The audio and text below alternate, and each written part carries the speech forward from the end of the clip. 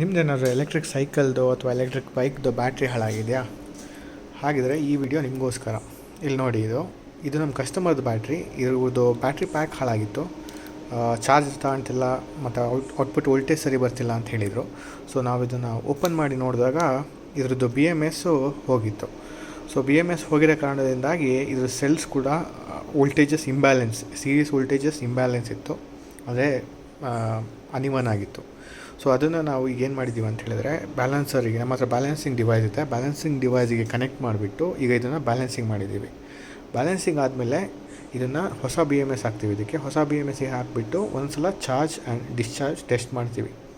Charging ಮತ್ತು discharging ಪ್ರಾಪರಾಗಿ ಆದರೆ ಈ battery pack good to go, ಅಂದರೆ ವರ್ಕಿಂಗ್ ಇದೆ ಅಂತ ಹೇಳ್ಬಿಟ್ಟು, ಸೆಲ್ಸ್ ಏನೂ ಇಶ್ಯೂ ಇಲ್ಲ ಅಂತ ಹೇಳ್ಬಿಟ್ಟು. ಸೊ ಇದನ್ನು ಪ್ಯಾಕ್ ಮಾಡಿ ರಿಟರ್ನ್ ಮಾಡಿಬಿಡ್ತೀವಿ. ನಿಮ್ಮದು ಈ ಥರ ಬ್ಯಾಟ್ರಿ ಪ್ಯಾಕ್ಸ್ ಇದ್ದು ನಿಮ್ಮದು ಮೈಲೇಜ್ ಸರಿ ಬರ್ತಾಯಿಲ್ಲ, ಅಥವಾ ನಿಮ್ಮದು ವೋಲ್ಟೇಜ್ ಡ್ರಾಪ್ ಆಗ್ತಿದೆ, ಅಥವಾ ಸಡನ್ನಾಗಿ ಸ್ಟಾಪ್ ಆಗ್ತಾಯಿದೆ, ಅಥವಾ ಏನಾದರೂ ಬೇಸಿಕ್ ಇಶ್ಯೂ ಇದೆ ಅಂತಂದರೆ ನೀವು ನಮ್ಮ ವರ್ಕ್ಶಾಪಿಗೆ ತರ್ಬೋದು. ನಮ್ಮ workshop EV battery solutions workshop, ಇದು ಇಂದಿರಾನಗರಲ್ಲಿ ಬರುತ್ತೆ. ನೀವು ಗೂಗಲ್ ಮ್ಯಾಪ್ಸಲ್ಲಿ ಸರ್ಚ್ ಮಾಡ್ಬೋದು.